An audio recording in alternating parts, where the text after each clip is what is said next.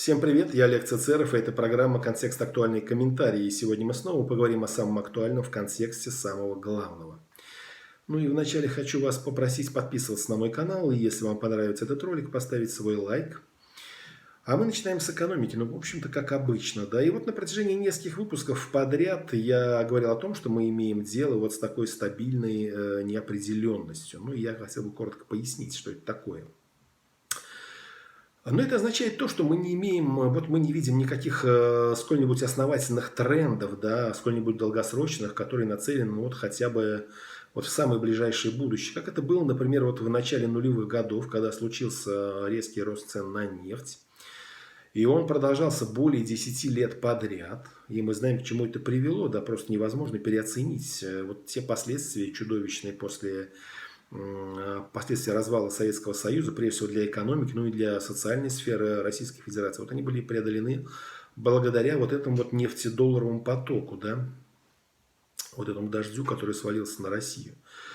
Ну и вот также это послужило фундаментом вот строительства и формирования вот того режима, политической системы, вот, которую мы имеем сейчас вот в России, да.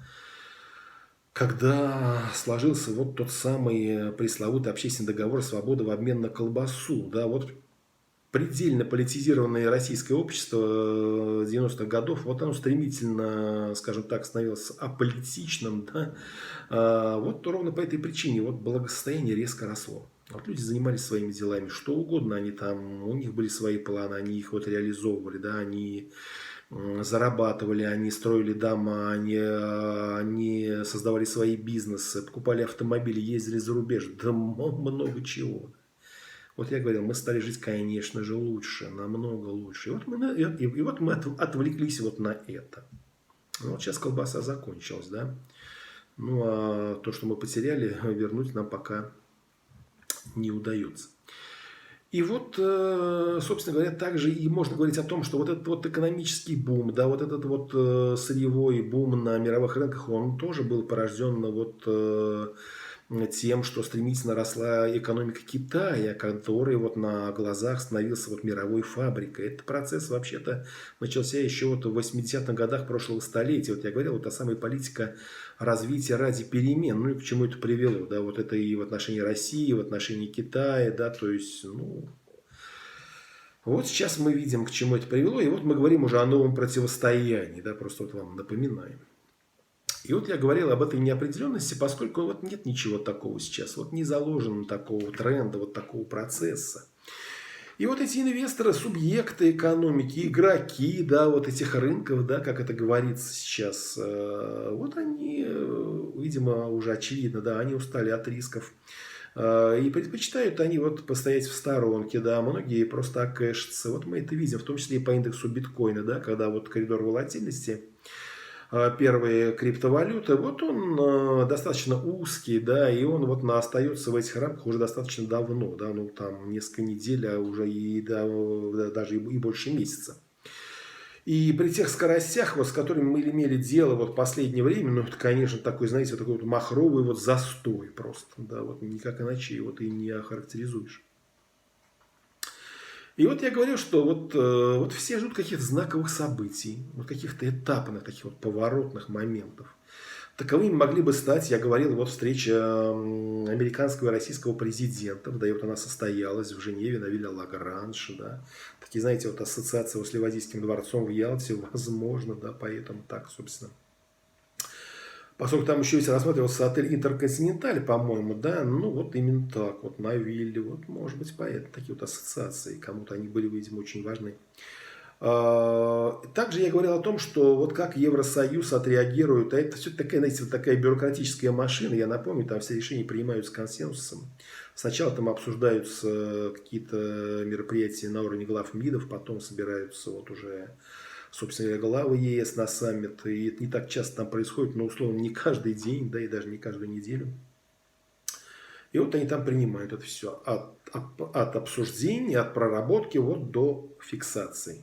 И вот я говорил, это может означать смену тренда. Вот той самой парадигмы, которую я называл вот business as usual, да, вот к новому, да, подходу, когда произойдет, возможно, я говорил, вот возврат к принципам. Почему это так важно для экономики? Ну, а потому что принцип это всегда поражение для бизнеса. Вот прагматизм отступает, да, бизнес вынужден как бы здесь ужиматься, корректировать свои амбиции, да, вот в угоду каким-то политическим целесообразностям, которые притворяют в жизнь вот национальные правительства, ну или вот как конгломераты вот на уровне ЕС, да, я говорю, это очень серьезно. Европейцы очень прагматичную политику проводили на протяжении уже многих десятилетий вот в отношении вот этого восточного направления, этого партнерства, да, с пространством бывшего СССР и Китая, ну вот вообще, да. Ну а вот сейчас в рамках этого нового противостояния вот приходится менять этот подход. И вот такие триггерные события, а безусловно таким стал вот этот вот акт международного терроризма, государственного, да, когда над Белоруссией был принудительно задержан вот и посажен, да, самолет компании Ryanair, который летел из одной страны ЕС, из Греции, в другую страну ЕС, в Литву. Ну вот уже на это они не реагировать не могли, ну как предполагалось, да. И вот я говорил, к чему это может привести. Ограничиться они вот этими вот высказываниями озабоченности, может быть, даже серьезной озабоченности, да, какими-то там эскападами отдельных политических деятелей, там вплоть до президентов даже. Вот я приводил одного персонажа. Или это будут какие-то такие серьезные настоящие меры? Я говорил, какие они могли бы быть. Вот я вам могу сказать, что все-таки такие меры сейчас приняты. Пока еще нет всех подробностей, пока еще мы не видим, как это будет вот сейчас работать, но вот уже обозначено. Вот не несколько там человек, там стрелочник, там условно там начальник аэропорта, можно сказать, он сам это решение принимал, да, вернее, можно подумать, да, ну и вот там до какого-нибудь там диспетчера, да, нет, там несколько десятков таких, знаете, физических лиц, там, по-моему, более 70, да, и много предприятий, в том числе вот тех самых отраслей, основополагающие, да, это нефтепереработка, нефтехимия и производство калийных удобрений тоже. Там тяжелые машины, вот тот самый БелАЗ, понимаете. То есть там вроде бы все серьезно, скажу так пока что осторожно. Вот вам знак. Пока рынки его, ну вот скажем так, скрипят мозгами пока что, да. Как это касается вот ровно и того же вот и второго, да, события, вот встреча, чуть не сказал, на Эльбе, да, вот на Женевском озере. Вот я говорил тогда, что вот лучше бы ничего вот не было бы такого ярко выраженного, да, вот лучше бы такая вот неопределенность бы она и оставалась. Но вот так оно все и произошло. Я изначально полагал, что вот это событие, его значение, оно серьезно переоценено. Очень серьезно. Там каких только не было высказываний.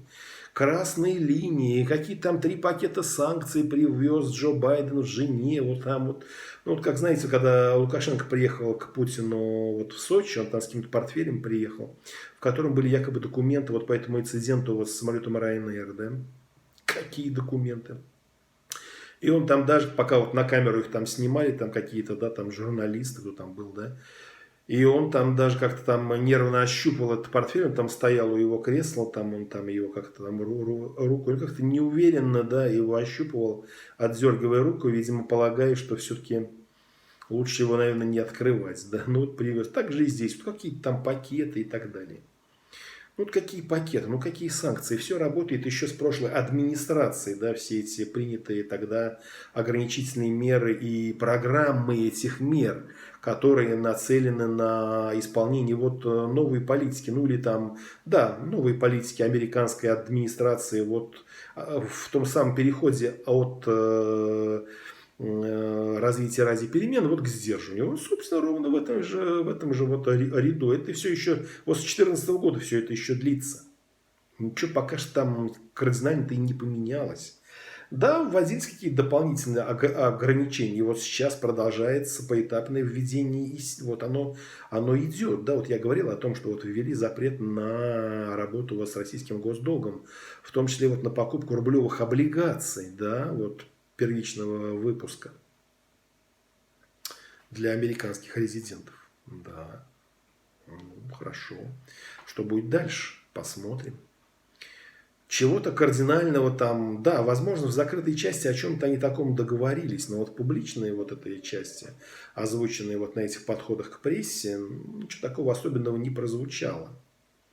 Да, чего-то там говорил Байден о каких-то там отраслях, там, каких-то там сферах инфраструктурных, каких-то там объектах, и я не знаю, чего он там имел в виду, вот на которые нежелательно было бы совершать кибератаки. Кстати, одна из главных причин вообще введения санкций. То, что Россию подозревают именно вот в организации таких атак на инфраструктурные объекты США. Ну, то есть на остальные, значит, видимо, может. То есть какая-то, вот, знаете, такая. Но еще раз говорю, главное, как это повлияет вот на экономическое развитие. Задаст ли какой-то тренд? Вот пока этого не видно и не ощутимо. А я изначально говорил, что нет здесь ничего такого, знаете, вот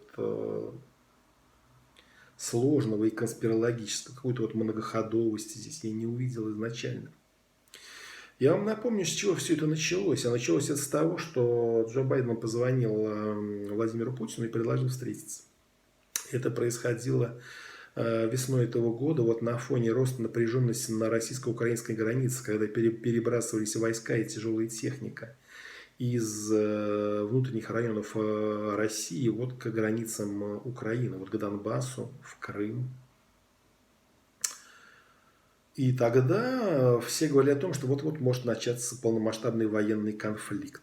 Ну вот накопленным итогом вот этих вот противоречий, невозможности никак договориться, разрешить эти вот конфликтные ситуации другим путем, да, потому что этот процесс длится уже очень давно, с 2014 года, я напомню.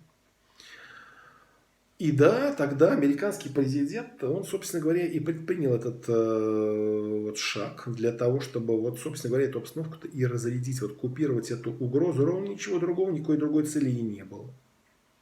Договориться, там, предупредить. Я думаю, сейчас никто не собирается уже договариваться с Россией вообще ни о чем. Вот такое убеждение у меня крепнет постоянно. Это уже точно, похоже так. Ну, а позвонили и обсудили возможность встречи ровно для того, чтобы вот прекратить нагнетание вот этой вот напряженности, вот эту эскалацию, вот ее прекратить. Да, и вот видно все по этим действиям. Сначала звонок, потом согласование сроков. Чем дольше, тем лучше, как говорится. Да, то есть вот дали там некие действия, которым было обусловлено вот, собственно, само это событие, вот потребовали, видимо, отвода войск как доброго жеста для того, чтобы встреча состоялась, да, и вот начался этот отвод, там по разным оценкам только часть войск отведена, значительная часть техники вроде бы как осталась на месте, но вот тем не менее, да, вот и тогда уже было сосредоточено, ну, по оценкам военных экспертов, недостаточно сил, чтобы вот начать наступление на большом протяжении, там, да, на протяженном фронте, да, там с высадкой десантов, хотя были такие, знаете, угрожающие шаги, да, вот Каспийская флотилия перебрасывалась, вот эти вот маломерные суда через Донской канал, да, в Азовское море. Там из Балтики переходили на Черное море, в Черное море, точнее, вот, десантные корабли для вот высадки, видимо, там в Причерноморье, да, в украинском, ну, как это предполагалось, да. Вот все это было остановлено. Потом говорили о том, что да, будут какие-то там договоренности, вот эти все эти обсуждения, видимо, шел обмен пожеланиями, информацией, ну и так далее. Там, видимо, ну, это же огромная работа, да, то есть это не решается вот там по щелчку, там, по звонку, давай там подъедь, мы там перетрем, это же не так делается, то есть огромная подготовительная работа. Много каких документов там, просто вот протокольных, да, там согласовывается, создается, да. Вот на это и был расчет. Вот. Создать вот этот процесс дипломатический и тем самым остановить, купировать вот процесс вот этот вот военный, да, чтобы вот это все, вся эта напряженность спала. И эта цель была достигнута. Ну вот вы скажете, впереди еще достаточно много времени, там большая часть лета. Да, наверное, это так. Ну, во-первых, экономика, ну, условно говоря, надо урожай собрать, да, в том числе и там, на Донбассе, да, такой, знаете, район сельскохозяйственный в том числе. Ну, это, конечно, может быть не самая главная причина, но есть же еще другие проблемы. Вот я говорил, надо все согласовывать. Ведь о чем-то же все равно договорились. То есть какие-то фразы были произнесены, какие-то слова были сказаны, какие-то акценты были сделаны, ударение где-то было поставлено, ну и так далее, да. Все это надо сейчас осмыслить. Там много людей сидело, да, в этих там креслах. Помимо этих двоих, там были еще другие. Там было еще час вот с дипломатами, да, с вот, сотрудниками там Госдепа и МИДа. То есть там много чего было сделано, да. Вот я говорил, такой, знаете, вот как протокольные мероприятия довольно сложные. Ну, встреча таких вот двух, скажем так, лидеров, да, крупных держав, ну, крупнейший, ну и в том числе и другой тоже великая держава, ну, как минимум в военном отношении точно, да, вот Россия. Все это надо сейчас осмыслить, осознать, понимаете? Вот сейчас я просто вот слышу этот вот оглушительный скрип вот этих вот мозгов, колесиков, что у них там работает, у этих политиков. Вот они сейчас этим усиленно занимаются. Вот они сейчас морщат лбы, вот скрипят мозгами они. Что это было? Куда мы теперь? А мы тут что, выиграли? Где мы, как? Понимаете? Да, там все сейчас обсуждается, ну, хотел сказать другое слово, там все сейчас препарируется. Делаются там аналитические записки, доклады, рефераты пишутся, ну и так далее. Там сложно все очень. Пока все это будет переработано, да, осмысленно, будут сделаны какие-то выводы, а там еще другие какие-то будут вводные поступать вот в процессе, будут там звонки, вот я хотел бы уточнить, а вот вы тут, наверное, не поняли, а вот мы тут вам сейчас еще вот дошлем. Это такой, знаете, процесс, который займет не один месяц, ну а там, глядишь, уже и осень распустится, ну и технику надо будет либо уже там под навес ставить, или эвакуировать вот в места постоянной дислокации наконец-то. Ну вот ровно в чем вся и причина. Вот подмена одного другим, вот вытеснение. Больше ничего, мне кажется. Потому что никаких договоренностей нет. И быть не может, на мой взгляд, поскольку давно уже нет доверия, оно утрачено и безвозвратно. Пока существует этот режим, эта политическая система в России, ну или, по крайней мере, вот этот политический эстаблишмент, ничего не изменится. Вот в этих отношениях, да. Как это для экономики вот сейчас сыграет? На мой взгляд, достаточно позитивно, потому что есть естественные процессы. Вот цивилизованные страны, западные страны, развитые, а я говорю, вот они определяют все прежде всего в экономике. Они сейчас потихоньку выходят вот из этого коронавирусного бреда, да, вот сейчас все это потихоньку там, этот вот морок, он сейчас там рассеивается. Ну, не до конца еще, но, по крайней мере, процесс такой, знаете, уже представляется уже довольно устойчивым. В России, вот как ни странно, сейчас новый всплеск. И да, для экономики вот такая неопределенность, ни да, ни нет, она лучше всего. Потому что выбор делать надо будет все равно. Но он не будет таким, знаете, вот нервным.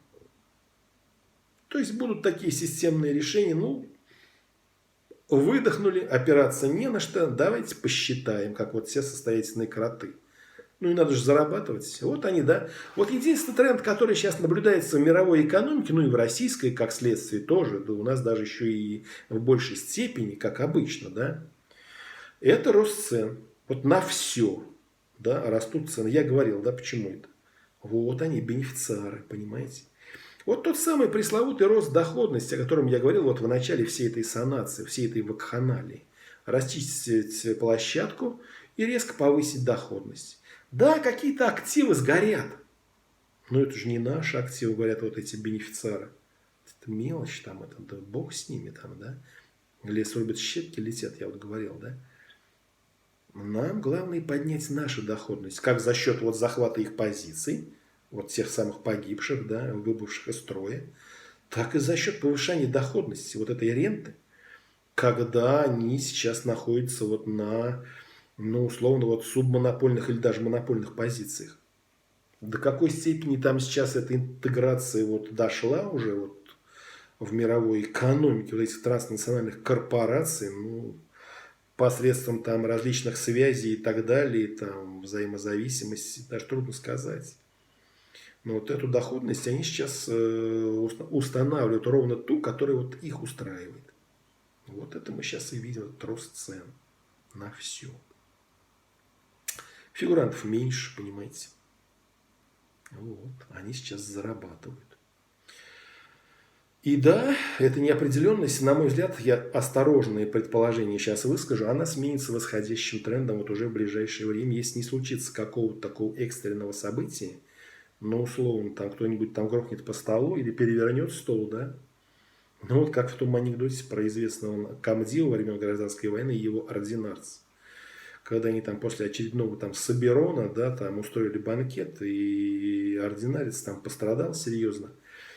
И когда он обратился к командиру, тот говорит: ну как же, я же тебя предупреждал, да, ты там переворачивал столы, бил посуду, ну мало ли чего, там человек выпил лишнего, ну такой у него характер, да. Там вылил сметану там на одну, там лысину тыкал вилкой и говорил, какой жесткий пельмень, ну мало ли, может он так шутит, то есть много чего прощалось. Ну а в конце пришлось принять жесткие меры, когда уже просто вот было невозможно терпеть, что там вытворял. Вот посмотрит сейчас, да, если что-то такое произойдет, ну вдруг кому-то что-то покажется, да, может быть, конечно, какой-то обвал, да, или наоборот что-то. Ну, обвал, скорее всего. Кстати, для криптовалют конкретно это может оказаться позитивом. Но не буду сейчас ничего предвосхищать. Пока вот такой прогноз, знаете, вот будет рост. Ну, такой, знаете, спокойный, плавный, возможно, да, с некоторыми всплесками в ряде отраслей, потому что все равно есть некая, скажем так, в этой цепочке, да, в экономической, и некоторые звенья, вот они активизируются в большей степени вот, в определенном периоде времени для того, чтобы дать толчок остальным. Это может вот сейчас тоже произойти, мы это увидим. Но в целом умеренный рост, вот то, чего я ожидаю, в том числе и курса криптовалют тоже. Вот в течение, наверное, ближайшего времени, ну, если в июле сейчас, ну, понятие отпуска, видимо, сейчас серьезно смазано вот этим ковидом, да. Ну, возможно, мы увидим ее прямо сейчас, вот в начале июля, с некоторой паузой на август и снова рост. Вот надеюсь, что будет рост и осенью тоже. Да. Не очень резкий, но оттого более устойчивый. Вот будем надеяться на это. Ну и вот снова к тем основополагающим аспектам, да, вот процессам, о которых я говорил. И вот я говорил о миграциях, да, как они сейчас могут влиять, как они себя проявляют. И вот чтобы опять не оказаться, вы знаете, так вот по остаточному принципу, давайте вот отдельный, наверное, я сделаю выпуск, который посвящу вот именно этому вопросу, как здесь все происходит, какие есть у этих процессов, ну, скажем так, драйверы, кто является здесь интересантом. А таких, поверьте мне, достаточно, и я вам о них расскажу. Вот. И какие последствия могут быть, и что самое главное, а что с этим делать? Вот есть ли какие-то варианты решения этих проблем? Они есть, я вас уверяю. Вот я поговорю, ну, о том, как я это вижу, конечно. Поэтому на сегодня будем заканчивать. Ставьте свои лайки, да, подписывайтесь на мой канал. Ну и пишите комментарии, да, если какие-то вопросы есть, я с удовольствием готов их осветить. И какие-то те, которые мне, может быть, не кажутся такими актуальными, я тоже готов их обсуждать. Пишите. Ну и до новых встреч.